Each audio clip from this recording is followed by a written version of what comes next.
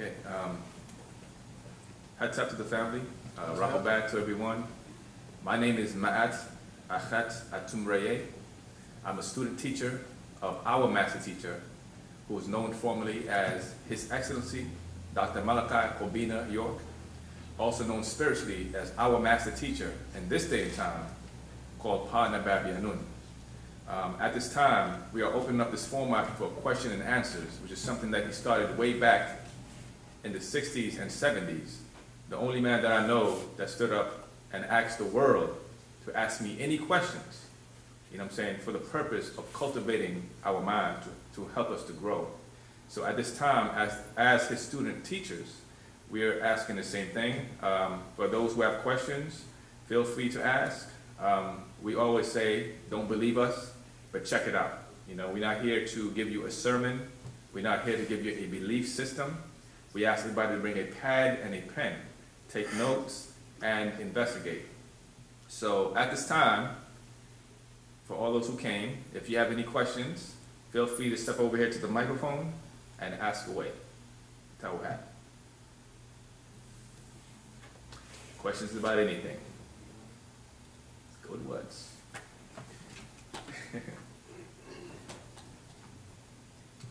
Well, I guess I'll ask the questions right now. I got a question. Oh, go ahead. Hi, tough family. Hi, Tep. I was just wondering, what was before God? Okay. To understand what was before God, you must first understand what God is and what God is not. And that starts with understanding the languages presented. And this is a question that we present to the world. You know, who is God? You know what I'm saying? What is God? Where did the term God come from? What language is it? You know what I'm saying? People use God so freely. So let's start by addressing that fact. You know, so I ask you, what is God to you, brother?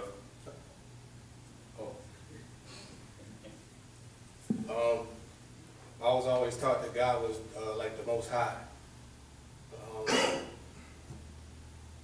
That's why I was asking, was there something before God? I mean, we always get taught that God is all these different things. Mm-hmm.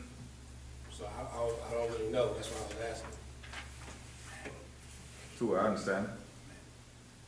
Yes. Okay, thank you. All right.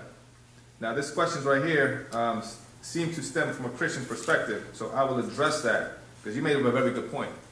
You said, and most Christians do, when they hear the term God, they think the Most High. But the fact is, when you go into the language and you look up the word under God, you'll find Strong's number 410. And you'll also find Strong 430. 410, you'll find the word, right, El, or, yeah, El, where you get the word Eli from. And under 430, you'll find the word Elohim. You have El, which is under 410, and you have Elohim, which is under 430, right? And those are the names in the language that the Bible was translated into for God. Now, the word El is a singular, and the word Elohim, in the degree of Christism, is a plural. Whenever you have the word Yim, or you have the Yud and the Mim at the end of any Hebrew word, it now takes it from a singular, an Elo or El, to an Elohim. And the word Elohim, when you look it up, it translates into English to mean these beings, judges, rulers, these beings, angels. They have different definitions they want to give to it, or attributes. But the fact is, first of all, it addresses two things. God is not a singular, right? God is a plural when you look at the word Elohim. When you look at the word El, that's a single being out of that plural being, because you'll find Elohim all throughout the Bible. And that starts in the book of Genesis. When you go to Genesis chapter 1, verse 1, it says, in the beginning, God created the heavens and the earth. And the word there for God, of course, is the word Elohim. So when you take it with that perspective in mind, In the beginning, these beings created, right? And the word there is barra, which means to reconstruct. That's also a Hebrew word. The word khalaqa means to create. The word barra means to reconstruct, right? The heavens and the earth. Now we go down to to Genesis chapter 1, verse 26. Apologies. Tiny words. All right, Psalms chapter 1, verse 26 through 27. It then says, and God said, let us, right, make man in our image and after our likeness, and let them have dominion over the fish of the sea and over the fowl of the air, right? So that establishes right there the same point. The word for God is a plural, which is these beings, and these group of beings is requesting something. They're saying, let us, allow us to do these things.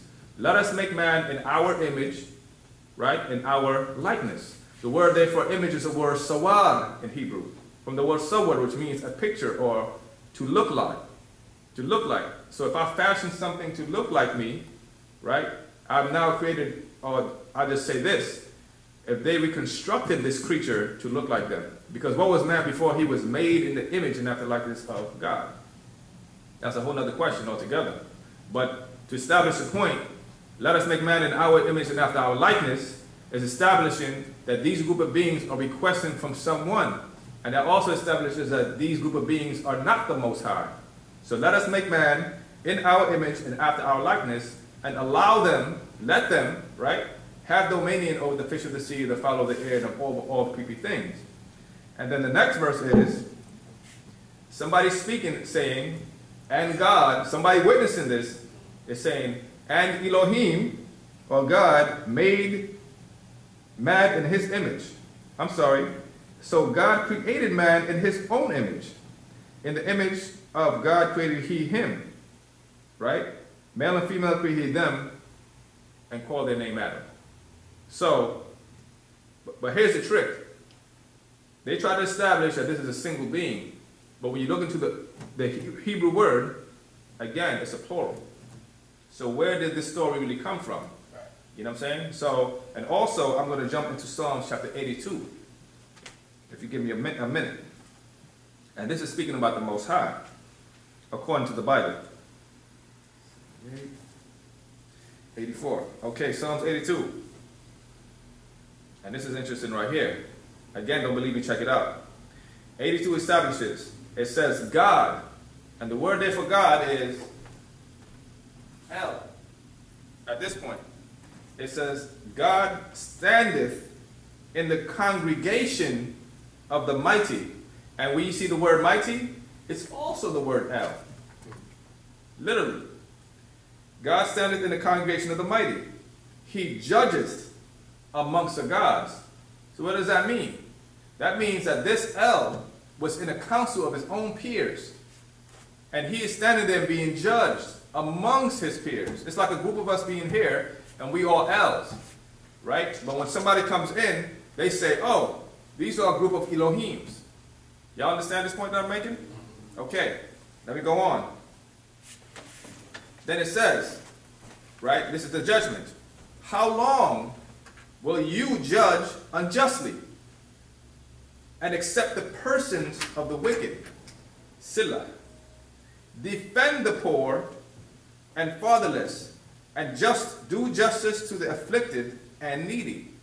Somebody is talking to these group of gods, saying this, right?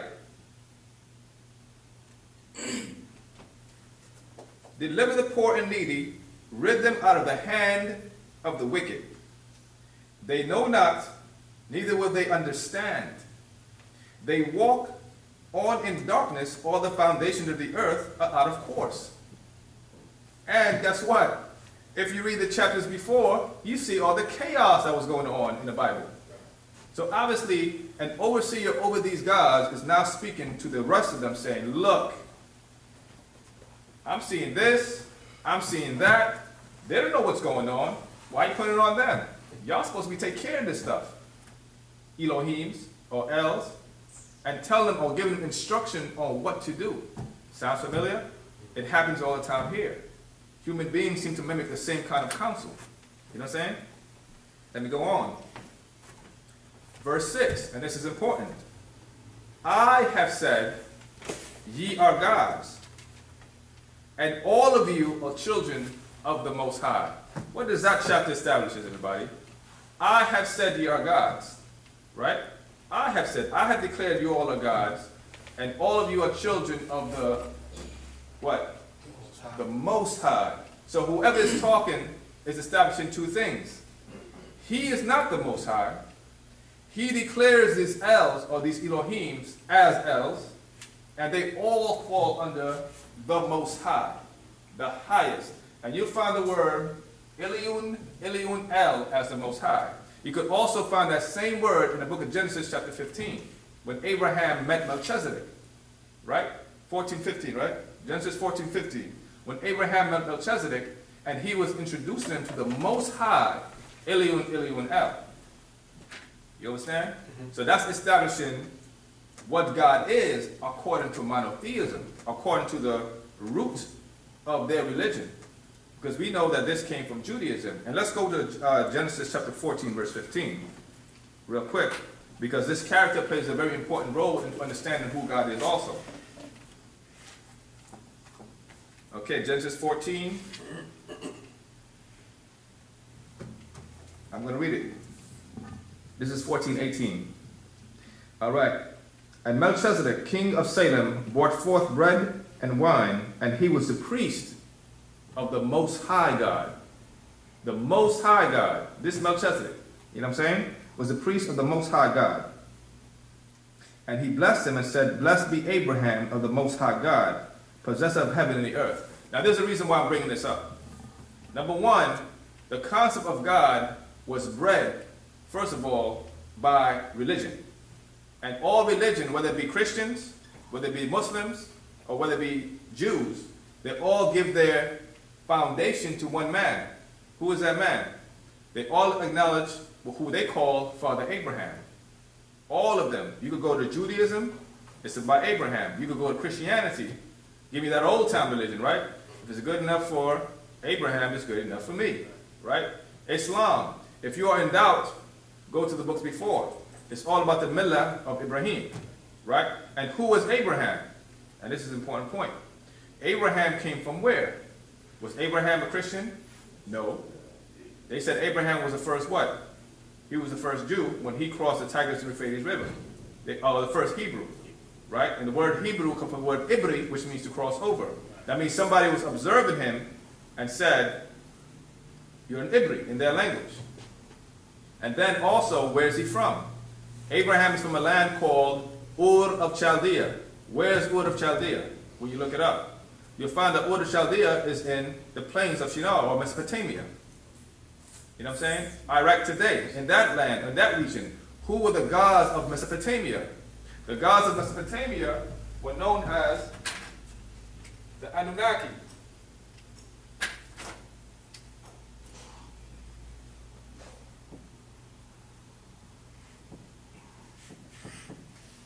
The Anunnaki. Anybody heard that word before, Anunnaki? Okay. What does the word Anunnaki mean? From those who fell below? No, that's Nephilim. That's, okay. The word Nephilim means to come down. I think it means those who had sent down to Key and 50s. Exactly. Anunnaki means those beings who were sent down from Anu, who is the Most High, Anu, Na, and Ki, right, in groups. So it sounds familiar.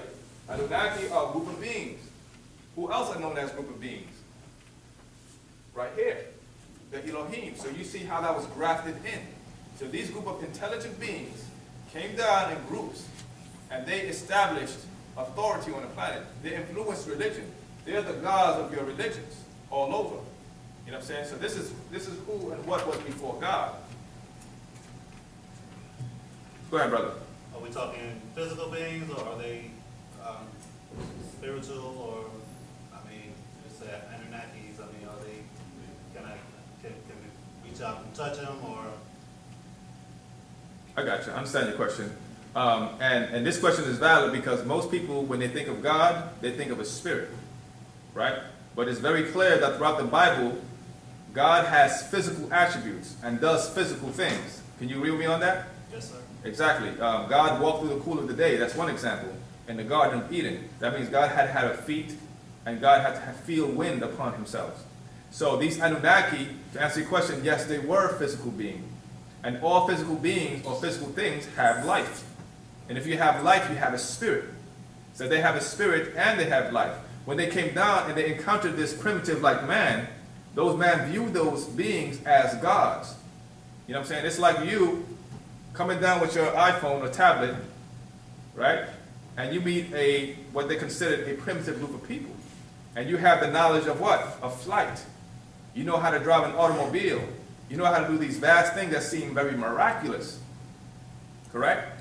But in this day and time, you know now, as you start to analyze this with the nine mind, you start to realize where it really come from by tracing the roots. And according to the stories of the ancient tablets that predated the Bible, known as the Gilgamesh epics, and please write this down, the Enuma Elish, the Atrahasis, right, the tablets of Etana, those are tablets that came before, that recorded stories, like the whole flood story existed before the Bible. That was a flood of Wu-nuwaup in the Gilgamesh epics. And you can look these things up. Our master teacher provided a book called The Holy Tablets that covers all these stories and put the pieces in them. You know what I'm saying? So those beings are physical beings. They bled. They were able to breed. And there were conflicts amongst them between two brothers known as Enki and Enlil.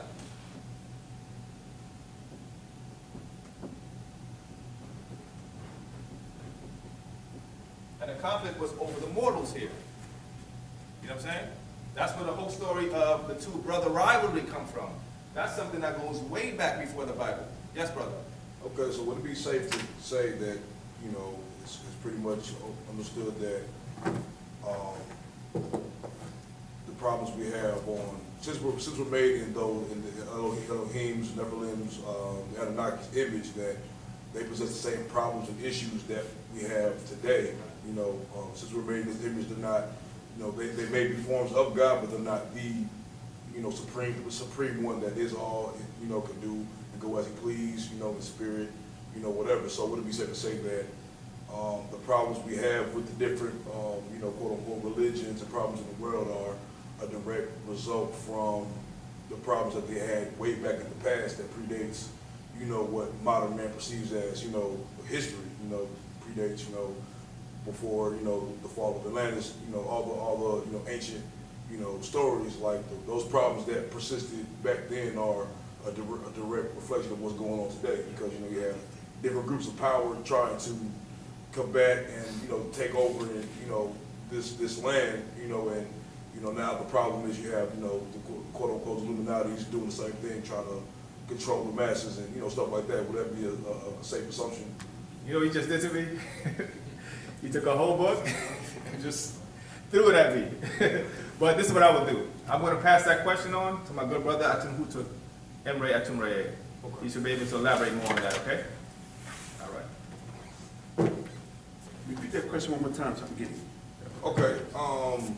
The problems that persist in this world today, would that be a direct correlation of what happened in the past with the different gods, elves, Anunnaki, Nephilim, the problems they had with each other amongst, you know, themselves and with, you know, other, you know, beings trying to take control over the earth? Would it be a safe assumption that, you know, since we're made in their image, that the problems that we have, you know, not being, you know, the supreme one, the problems that they have, and we're building their image, you know, having flaws, stuff like that, would that be a safe assumption to say the reason why we're in the problems right now because of what happened in the past with those guys, you know, doing what they did, you know, and having, you know, that is definitely. As our master teacher Pablo back and taught us years ago, when we were Nubian Islamic Hebrews, you was always hearing the story about the war in the skies between the angelic beings and the dragon, right? Right. But now that we're in right knowledge, right wisdom, and right understanding, dealing with Wu-nuwaup in the hereafter doctrine, when we take away the religious doctrine and deal with scientifically, you got to understand that you're dealing with different species of extraterrestrials that came to see this planet, right?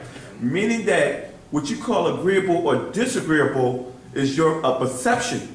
There's no good and evil. Exactly. But good and evil was created with a religious doctrine. This is what our master teacher was trying to teach us. But people say, oh, you're good, you're bad, but according to what? So if I can say I'm a disagreeable, and you look at it, oh, he's bad. No, I'm disagreeable because I disagree with you. So you might do certain things that, like, you know what? I'm disagreeable. Some people are not strong enough to make that decision because they're so righteous. But you got to understand that if I'm in an environment and everybody else moves a certain way and I'm off, then I'm disagreeable to that environment. Now, when you come into my environment and you're moving a certain way and you're not in tune with my environment, then you'll be disagreeable to me. So what happens is you're dealing with different natures. You feel me?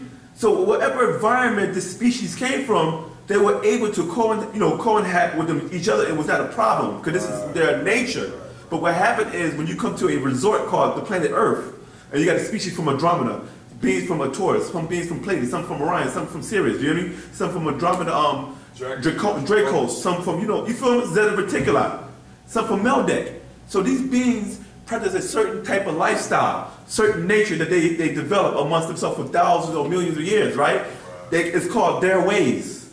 We have the way, which is our ways, right? And this is why in certain parts of Africa we said, look, you can come among us as long as you don't disturb our ways.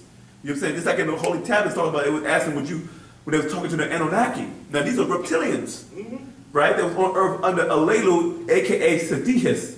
He asked them, are you going to disrupt our peaceful ways? Yeah. Now I'm looking like, wait a minute, according back then we thought the Anunnaki was it.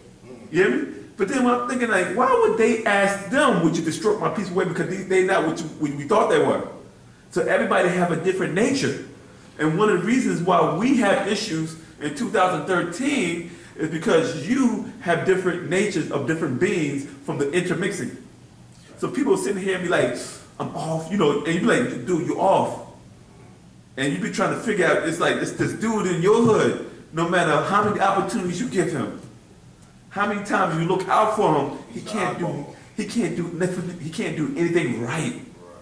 Because it's not in his nature to succeed, because he has too much DNA and there's too much conflict. He don't know what's right and wrong no more because, well, for lack of a better word, we use it, right? He can't perceive how to be in tune with his own nature because he had too many different natures. He's not in his right frequency. Exactly. And what happened, he had various frequencies going off because of the music and the environment and the spell that was put upon him. You feel me? So people are trapped.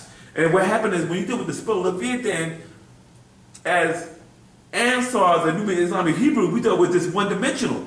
Like you break the spell, you're good. But now that we're in right knowledge, right wisdom, right understanding, right? You realize the spell is in so many different layers.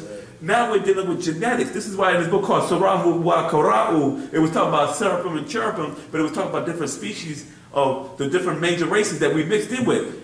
In the book, Mankind DNA, it talked about it was originally 24 different races, right?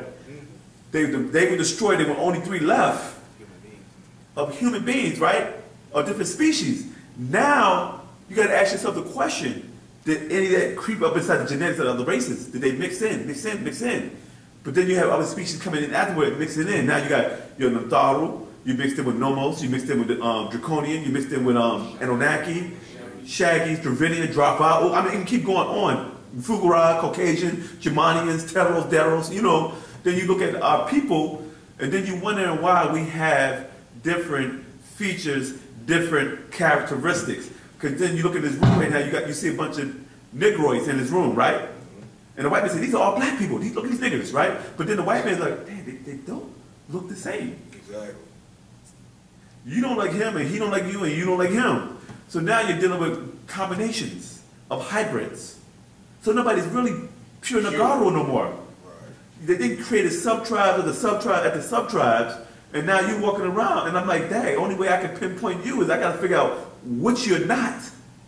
You hear me? I ain't saying what you are. I said, well, look at you. I said, you don't look Hindu, you don't look Caucasian, and you don't look Irish, you don't look that. Then I said, okay, then now you had different combinations. So now you got to remember that our master teacher, Pablo Babanoon, broke down a couple updates that with the Nagaru, there's 9 species.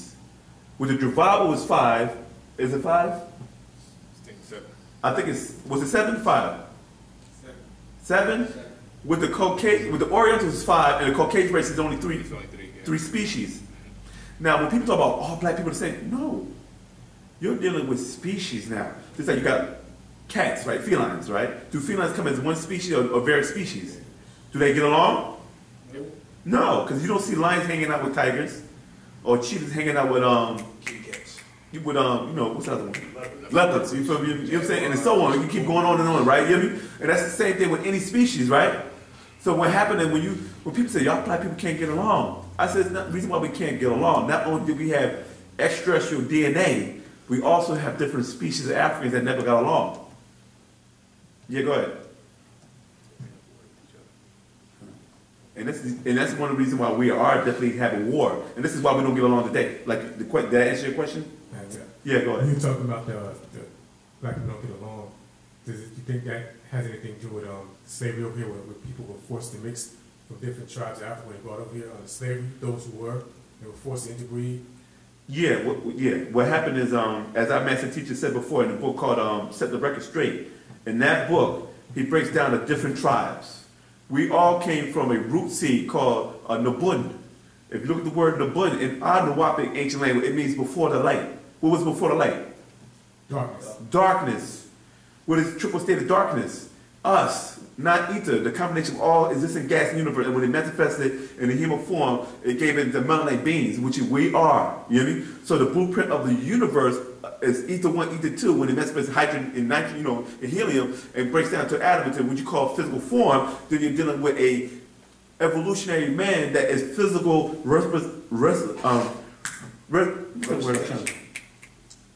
Representation. I can't even pronounce the word. I don't even use that much in my vocabulary. Representative. That's the word I'm trying to get out. I couldn't even get it out. Representative of ether in the physical form. You hear me? So every species you want to mix in with this new being that is manifested in a physical form. You feel me?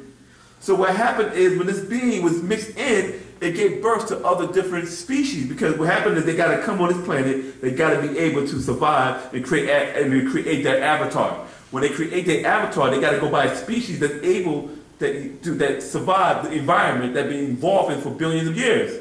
So we were that being. This is why when the master teacher said that all races came out of it, because other species couldn't survive here on the planet, so they mixed in with this evolutionary man called the Pt.1, you know what I'm saying? And mixed in with them to create their avatars and gave birth to your ancient Wu-nuwaup, your ancient Caucasoid, your ancient Mongoloids. All of these different species that you see in a physical form, genetically, half of it is extraterrestrial DNA, and the other half comes from us. So when you say that they don't look like us, we don't look like the Orientals. We don't look like the Caucasoid. We don't look like the Wu-nuwaup. But in order for them to survive on this planet Earth, they got to mix in with us to create a body. You feel me? So they created their avatars or their hybrids so they can incarnate into their forms. You feel me?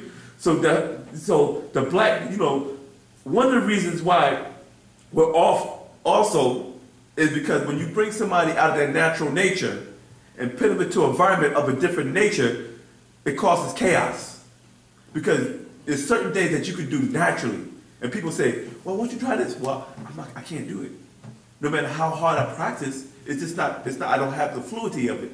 It's not flowing. You know what I'm saying? So it's not part of your DNA. So what happened is our people has been forced to practice something for 400 years. So that means that you practice this through generations to generations until you got it right. As an African of pure blood that came out of Africa as they were kidnapped, right? They couldn't practice Caucasian culture because it was not a part of their DNA. So they figured out, okay, he's not going to come online. The chains, you know, they're going to break the chains. They're going to try to escape. They want to go back. So what I'm going to do is I'll just rape the women and create a hybrid, what you call a mulatto or a half-breed, you know what I mean? And I'll teach them my doctrine. Even though they're confused, they're able to assimilate it to a certain degree. But now they're able to teach it to the next generation, and the next generation will actually accept it because they can actually feel the black presence of how we talk. If you look at a preacher, how he talks on the pulpit, as opposed to a Caucasian, Caucasian like, now we're going to turn to Psalms 24:15. And the preacher said, we're going to turn to Psalms 24:15. Can I get an amen? You know, you're like, woo! You know me? So what happened is this hybrid that was raised on a plantation, you call him the house nigger, became your reverend. your pastor, your minister, and he was able to hit you with that tone, and this is how you were able to accept the Caucasian doctrine, because they couldn't force it on you, so it had to be given to you and watered down by a watered down man. You hear me? So now what happened is it took them 400 years to transform an African into a Negroid. Now you're not black no more. You are a Caucasian with dark skin. Because you eat their foods, you put on their colognes, you put on their clothes, you wear their hairstyles, you worship their gods. You mix with their women. And when you say black power, what black power? What's black about you? Oh, the white man's the devil, but you got on Gucci. Everything he got. Oh, the white man is trickster, but you work at his job. And if you know that he's a con artist, why would you get paid to help sell your people out through your job? Because they create products to sell to us, and you know the products are not good. They're harmful. You keep taking certain stuff, it's going to kill you. It has things in it. This is what happens, this is side effects, right? But you sell this, whether you're in the work in the company, you work at a convenience store, whatever, you know you're selling poison to your people. But then you talk about the white man selling you poison, but you're using their poison. There's nothing wrong with trades. Trade is like, you got something I want, I got something you want, white man. So I'm going to give you this, you give me that. And I'll take your product and I'll make it African. You hear me? Because lapis lazuli and silver doesn't grow in Africa like it does in certain countries. So what trade you gold that you don't got in your country and you give me some silver? Then I just created an African statue or some jewelry with it. You hear me? I might take some of your fabric, you might take some of my fabric. There's nothing wrong with trade, because that's what we do. But we don't want your style. We don't want your look. And we don't want your religion. So this is what happens. So that answer your question? Yes, I got another question. Yeah. Why are religious people always talking about like universal love? You know, like they say Jesus loves everybody, and even the Hindu, you know, Christian loves everybody. Buddhism, you know, it's all about love. What's up with that? You know what's so deep about that? I was down 5 points the other day, and a brother came up to me and I was like, you check out some of this information. And he said, you read about Doc's books, right? And he said, well, I don't really need that. I said, why you say that? I said, because I'm a self-master. I said, that's deep though. He said, what you mean? I don't really need information. I get my information from the universe. So here's my question. I asked him. So you get your stuff from the universe, then why you ask me for the emerald tablets of Tahuti? You should be able to self-master yourself. I said, first of all, in order to become a master, you have to be taught by a master. There's no way, and it's called order. Universal love is a form of chaos if it's not explained. Because what happens, people say, well, I love everybody, right? So walk up to the lion and say, I love you. Walk up to the hyena and say, I love you. Walk up to an elephant and say, I love you. How about a crocodile, right? In the cage. You hear me? In the cage. Yeah, but that's still going against nature. But if it's universal love, there should be no cage. You say so.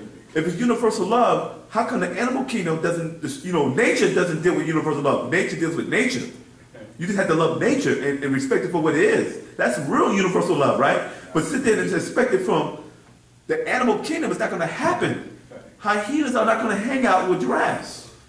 Hey, I like you, but you smell good and I want to eat you. That's not universal love. Now, they might love to eat it, you hear me? But other than that, it's not going to happen. So people are under this concept that no matter what, as long as I give you love, no, it sounds beautiful, right? But you got to remember that you're dealing with different species, and different species deal with different things. Go ahead. They got to put it in the right context for what it is. Yeah, but what happened is it's called hippie love. See, what happened is when you became a Caucasian, right? You became a hippie. So anytime you get to put the word black on something, you converted to it. What's a black hippie? Somebody who converted to become a hippie. What's a black Muslim? Somebody who converted to become a Muslim. Who's a black Christian? A black person who converted to be Christian. Now, I say African, I don't need to put the black on it. When I say Caucasian, I don't need to put the white on it. When I say Indian, I don't need to put that, black Indian on it. So you know what it is. But what happened is that when you convert to an alien doctrine that has nothing to do with your nature, you had to put black on it. So when people talk about universal love, I said, what type of universal love are you talking about? Because in this society, everybody had different DNA, different concept, and they had to deal with a different nature. Now, if a song comes on and you at a party, and black people dance to a certain song, they be like, oh, this is the jam. But then you put on some Miley Cyrus, they're like, look, they stop dancing. So you can't use universal love in that instant because they vibrism and the tones and vibrational frequencies are vibrating differently. So when people try to bring in the universal love, it can't be no universal love when you kidnapped me, brought me to America, said I'm an animal, I'm a savage, but I built pyramids, right? I'm ignorant, I can't read. First of all, I don't read English because I speak another language. And then you throw me in a cage and you force me to do labor. Then you free me, like you do me a favor, but I can't find a job because you got all the jobs. So I could be a shoe shine boy, a butler, maid, or whatever. You call it the help. You hear me? 12 years a slave, or how about 400 years a slave? You hear me? And then you turn around and kill one of our prophets named Martin Luther King. We get mad and angry, start beating you up, and say, hey, you can have your equal rights. Now you want to be my friend. No, it doesn't work like that. Don't give me universal love after you got everything established. After you done already got everything locked down, you got all the perks. Now you want to be my friend. So it's about love and unity. No. Give me my stuff. Either you pay for my ticket, get back to Ghana or Africa, wherever I got. Give me some money to work with. I can build something. You know what I'm saying? After I build my empire, then we'll talk about it when we're on equal grounds. But other than that, not after you did what you did to me. Now you want peace. But after you took a piece of me. Do that make any sense? These guys are on this super love thing, right? But they don't love you. It sounds beautiful, but when you walk up to them, I love you, Mr. White Man. I love you too, nigga. No, pay this ticket. You was jaywalking. You speeding. Pay for this birth certificate. Pay for this marriage license. You know, it's like you got to pay for everything for you. You can get universal law as long as you pay for it. But you ain't going to get it for free. It's the land of the free. And they say, oh, you can do what you want to do. See, people that talk that universal law, this is that hippie mentality. This is the hippies that I can sit down and I can pray and chant Hindu sutras all day and wear exotic colors, and I can just sit down and meditate and cross my leg and light an incense, and I can go to the nirvana. You hear me? I don't have to work. I don't have to do nothing. All I got to do is just pray, eat, sleep, and feel free, right? And now black people want the same thing, right? But you can't be free. You got to eat, you got to sleep, you got to work. You got to, in order to have that to survive, you got to put some work in. This is what you call bums. Bums are hippies. They just became so bummish they lost the hippie look. You hear me? They had to change the clothes because the dashiki they were wearing got old and dirty, so they just put on t-shirts now. You hear me? Bums are hippies. Cause I asked this, like, how did you get homeless? Because at one time you had a home. You made it this far. You hear me? You're 45, but you made it this far. So how did you make it at 45? With no shelter, no food, no nothing, right? What point did you leave the house and you became a bum? Because you didn't want to follow your mother's rules and regulations. You want to do what you want to do. I talk to them all day. How did you get to the point? Well, I just got tired of being in my house and getting harassed. Because they wanted you to get a job to help pay the bills. Cats don't want to work. They just want to sit around and bum off you and eat for free. Now, some people had circumstances. Got fired, been on job for a long time and got railroaded. I'm not talking about them. I'm talking about that cat that ain't want to do nothing with his life and just want to sit there and eat off you. This is that hippie love. That's a hippie mentality. It came from religion. What they say? What suffer man to gain the whole world but to lose his soul? I don't need riches no more. I'm gonna take off this bling bling. Oh, you can take my earring, take my necklace. Bam. I'm just praise Jesus. I don't want this. I'm gonna wait for that pie in the sky. But when you read Revelations, they got diamonds, crystals, sapphires, rubies. You hear me? They got city paved with gold. God is materialistic. I don't know what type of God you worshiping, but your God is blinging in the Crystal City or the New Jerusalem. You know what I mean? Revelation 21, 22. Yeah. But isn't that the major thing though? Like, with all the major religions, they try to force and say that whatever, God that, their worship, he's it, but he clearly has makings of a man, a human, what I mean? Even though he may be scientifically far advanced than us, but he's still, at the end of the day, a human being or some form of it. And their concept, they're not grasping that concept of it, and they're literally going to wars and stuff. Yeah, over some dude. They can't differentiate. Exactly. You know why? It's a spell. This religion tell you to give away your worldly possessions, right? But you give it to your prophets, your ministers, your rabbis, whatever, right? They eat good. You don't, right? But they don't want you to deal with Egypt. They call them Egyptians pagans, but I can get the same story of your Quran, Bible, and Torah from Egypt, right? And guess what? But when I'm with the Egyptians, I can wear my gold, I can get my diamonds, I can bling, I can look sharp, I can look royal, I can look regal, right? And still have that information. But I loses my soul. The reason why they put you in that predicament, because you have after that you hit rock bottom. You have nothing else but that. See, our master teacher said years ago, the Egyptians had so much money, right, that you couldn't even come and give them religion because they were able to govern themselves. I'm not doing bad. You're doing bad. If you read the Bible, the so-called holy people, the so-called high and mighty Hebrew Israelites, God's chosen, Get drugged. were bums. They get drugged to Egypt. They were bums. How you gonna promise me a land of milk and honey, right? No. Give me some gold and diamonds. You hear me? So I can buy milk and honey with that, right? A land of milk and honey, right? And then your country that God gave you gets into a famine. So now you're doing bad. So Joseph said, come to Egypt and we'll feed you. Now you're going to the pagans, the so-called pagans with all the money. So you're going to the ballers. These guys, I don't mean that we straight. We got gold, we got grain, we good. But you're chosen and you got nothing. How come your God couldn't bring food from the heavens for you? You did it with the mushrooms, so why can't you? Come on. He want to put you, say, come on, is it really worth it? This guy's a wimp. You hear me? This guy talk all this stuff about how special and chosen you are, but you ain't got nothing. The Egyptians came with mathematics, science, medicine, every type of advanced technology that you can use today, right? Where have the Muslims contributed besides the wars, and I'm special, to society? Any advancements? Anything we say, we learned archaeology or astronomy from the Muslims. What have the Christians given us for any advancement to humankind, mankind, right? Tithes and offering. Yeah, I mean, that's just taking. You taking. Have you contributed anything? They say I'm special. How about the Jews? These three religions are bums. All they do is say I'm special. I was chosen by God, and you don't have you can't ball. You can't have no money, but you got to worship, right? The priest and prophet. And they give nothing. But they walk around with cell phones, cars. You use technology, but you say technology is evil. But you're benefiting from technology that came out of ancient Africa. This is a sick mentality. You worship some spook. Yeah, go ahead, brother. Yeah, just to kind of piggyback on what we're talking about now, they have a reality show on TV. I mean, with the preachers and pastors. Oh yeah, the preachers represent the preachers of L.A. I've seen the preachers with the platinum staining rims. Yeah. The mansion houses, the 15 bedrooms. I mean, You really should call the pimps of L.A.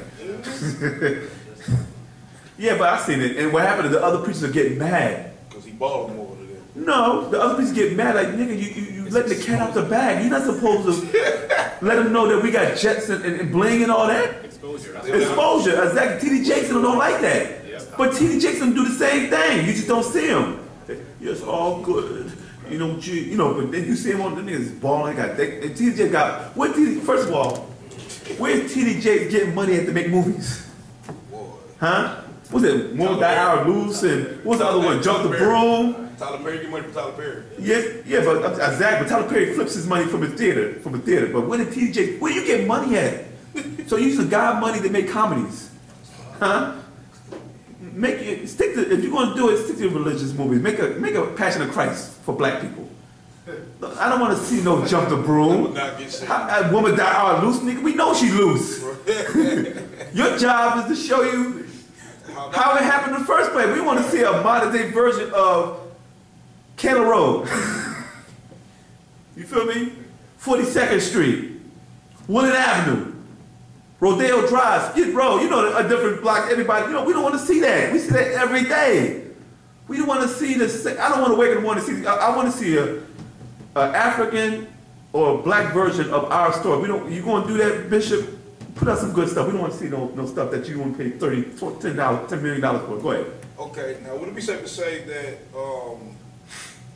our frequency as a people, regardless of the species, it's getting drawn, it's getting really dumbed down because we're not in our land. You know, in order for our frequency to rise back up to continue our advancements, with just to have the mentality and have the actual consciousness to foresee that. Use your third eye to foresee being back to your original land, because you're here in this foreign land, like everybody knows. You're trying to do as the white man does, or be a whole to his system.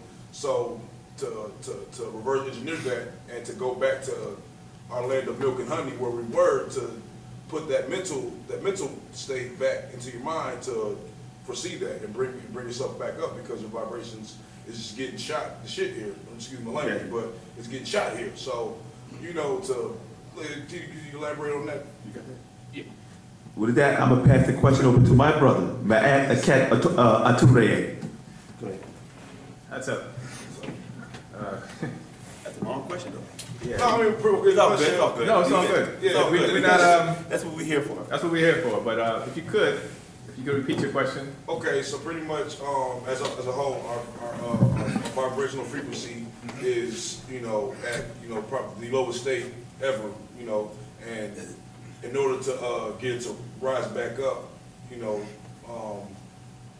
envision kind of self-fulfilling prophecy, get it back to the homeland, you know what I mean, to get it back to the land of milk and honey, and things to attribute to getting your vibrational raised, by your consciousness level. Right. I think I understand your question. Or get out the mentality, the American mentality of it. Can anybody read this right here? Kind of small. Kind of small? Yeah. Okay. Go ahead. All right. I'm writing this on the board because it relates to your question. First of all, for the sake of the class and for the listening audience, we have to first understand what frequencies are. You know what I'm saying? And we always come back to this point because what's happening is our consciousness is beginning to expand. You know what I'm saying? World over, as Nagaru, we begin to expand consciously.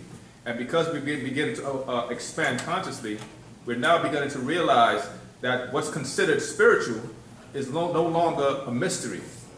What I mean by a mystery is, for the last 400 years, we were spoon-fed a concept of spirit and soul, right? We was given a esoteric or a spook version of spirit and soul. When you ask the average person, do you have a spirit? Right? Yes, I do. Do you have a soul? Yes, I do. What is a spirit? And everybody gave their interpretation of what a spirit is. What is a soul? And sometimes people think a soul and a spirit is one and the same. And most of it is based upon the monotheistic version of what they learn, whatever spiritual practices that was taught. For example, your Islam, your Christianity, and your Judaism, right? And I'm making this point for a reason. You know what I'm saying? The fact is, we're all operating on different frequency. Everything is vibrating. Now that we are now advancing ourselves consciously, we understand that the world of nothing and something is beginning to be blurred. We understand that before the hydrogen, right, there was a state of existence. And our master teacher coined that state of existence as the state of nothingness, right? And the state of, on this side, or the solidified side, as something, meaning that it sums up to a thing. And sum is synonymous with a plus sign, to sum up. So it has to be weighed to be something. And that starts with H1, which is what? Hydrogen, right? You have hydrogen on this side, and you have the 99 elements, and it starts to densify, become more dense. You know what I'm saying? You have ultra-gaseous and you have gaseous. Also, we deal with the elements. And then you have the state of nothingness, right, which is no thing, meaning that it was not able to be detected or weighed. But now it's detected. They know there's a state that exists. And we call that the spiritual side of things. You know what I'm saying? That's where the term really comes from. Oh, this is the spiritual side. So we are acknowledging that there's a state that exists. You know what I'm saying? So now we have grown consciously to understand this. This is why our master teacher is saying that what is spiritual is changing, or the concept of what we know as spirituality is now beginning to change, and we're growing mentally. So first understand that everything vibrates. You know what I'm saying? Everything is vibration, no matter how dense or undense it is. Whether it be gaseous, whether it be liquid, whether it be a solid. It's all various vibrations, right? And each vibration or each race that vibrates, for example, the oldest race on this planet is what?